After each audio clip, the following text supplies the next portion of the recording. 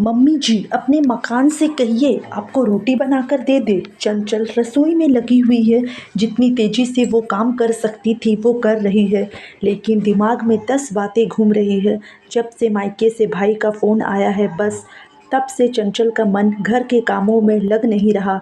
फिर भी फटाफट काम निपटाने में लगी है। क्या पता अम्मा जी उस पर तरस आ जाए और वह उसे अपने मायके जाने दे दे। पति रघु से भी बहुत उम्मीद की थी कि वो अम्मा जी से बात करे, पर अम्मा जी के आगे उनकी चलती कहाँ है। अम्मा जी के आगे चलती भी किसी की नहीं है। जब उनकी पति की नहीं चली तो बेटा तो दूर की बात है। पहले ससुर जी भी कपकपाते थे, अब उनके सिधारने के बाद बेटे की क्या बिसात। अम्मा जी में ना तब बदलाव आया था ना अब बदलाव आया है। अब तो वो पहले से और ज़्यादा मुखर हो चुकी है। जो मुंह पर आता वो बोलती, चाहे सामने वाले को बुरा लगे उससे उन्हें कोई लेना देना नहीं। अम्मा जी इस घर की मुखिया नहीं, इस मकान की मुखिया है, क्योंकि उन्हें अपने घर से ज़्यादा अपने मकान से लगाव है।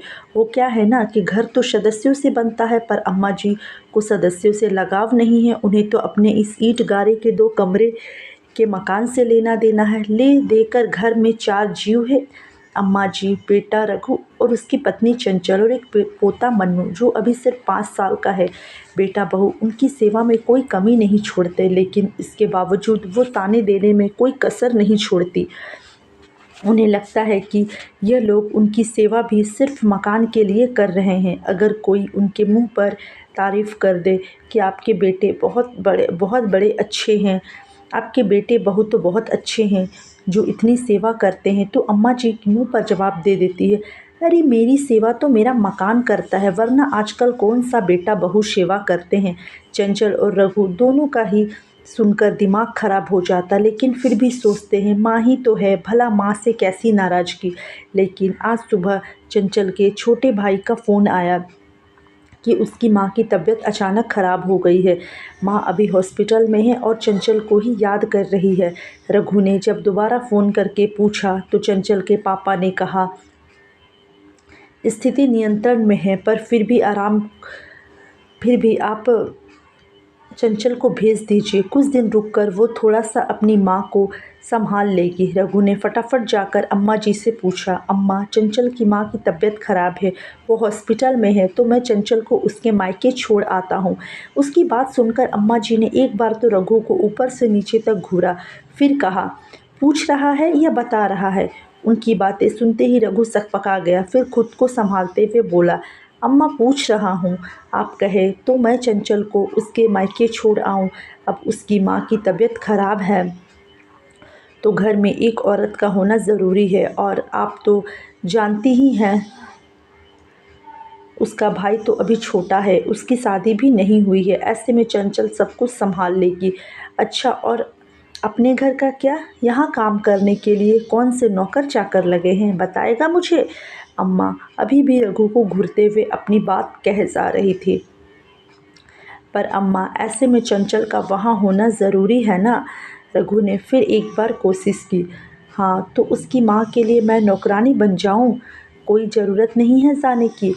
उससे कहो घर का काम करे, घर संभालेगी।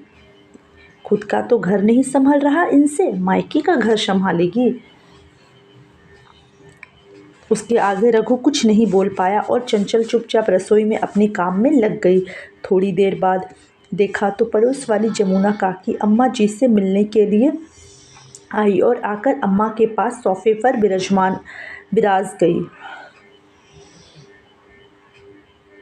और भौजी जी क्या हो रहा है, आजकल तो नज़र ही नहीं आती हो, लगता है बहू से बहुत सेवा करवा रही हो।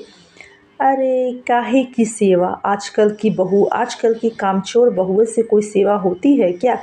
बस मायके जाने के लिए ना कह दो तो मुंह सूज जाता है। अरे क्या हो गया, चंचल तो ऐसी है ही नहीं। भौजी वो तो आपकी बड़ी सेवा करे है। वो क्या मेरी सेवा करेगी? मेरी सेवा तो मेरा ये मकान करता है, इसी के लालच में करती है सब कुछ, वरना आज निकाल कर बाहर करे मुझे। अम्मा जी ने तुनकते हुए बोला। यह बात अंदर चंचल को भी सुनाई दे रही थी। एक तो पहले से ही उसका दिमाग खराब हो रखा था, ऊपर से अम्मा जी की बात ने आग में घी का काम किया। चंचल सीधा अपने कमरे में गई और जाकर सामान पैक करने लगी। थोड़ी देर बाद जब जमुना काकी अपने घर चली गई तो चंचल अपने सामान के साथ बाहर आई। उसे देखते ही अम्मा जी उसे डांटते हुए बोली, कहाँ जा रही है तू? अभी सुबह तो मना किया था तुझे। अम्मा जी, मैं अपनी माँ के पास जा रही हूँ, अपने मायके। मेरी माँ को, मेरे पापा को मेरी ज़रूरत है। मायके जाने से पहले याद रख, तू इस घर की बहू है। इस घर का काम कौन करेगा? रोटी कौन तैयार करेगा?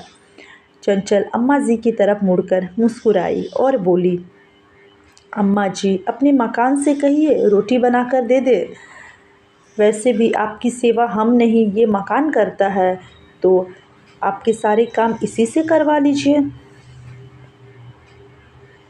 अम्मा जी ने गुस्से से रघु की तरफ देखा तो रघु ने चंचल की तरफ देखा। रघु के कुछ कहने से पहले ही चंचल ने कहा, माफ़ करना, लेकिन मैं सिर्फ आपकी पत्नी ही नहीं, किसी की बेटी भी हूँ। आखिर रघु कुछ ना कह पाया और चंचल अपने बेटे मनु के साथ मायके के लिए रवाना हो गई। अम्मा जी गुस्से से रघु को बोली, तू रोक नहीं सकता था अपनी पत्नी को? कैसे जवाब देकर चली गई? यही सिखाया है उसके माँ बाप ने? माफ़ करना अम्मा, ये उसके माँ बाप ने नहीं सिखाया,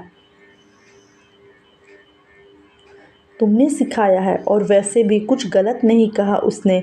तुम ही तो कहती थी कि तुम्हारा मकान तुम्हारी सेवा करता है, तो अब करवा लो अपने मकान से सेवा। आप अगर यही सब चलता रहा तो मुझे भी अपने परिवार के लिए कुछ सोचना पड़ेगा, कहकर रघु चुपचाप अपने कमरे में चला गया। पीछे अम्मा जी हाथ मलती रह गई। तो दोस्तों, कैसे लगी आप लोग को ये छोटी सी कहानी? अगर अच्छी लगी होगी तो वीडियो को लाइक ज़रूर करें। चैनल पर नए आए हो तो चैनल को सब्सक्राइब ज़रूर करें। मिलते हैं कल एक अच्छी सी कहानी के साथ। तब तक के लिए अपना ध्यान रखिए, मस्त रहिए, खुश रहिए और खुशियाँ बांटिए। बाय बाय, टेक केयर और थैंक्स फॉर वॉचिंग।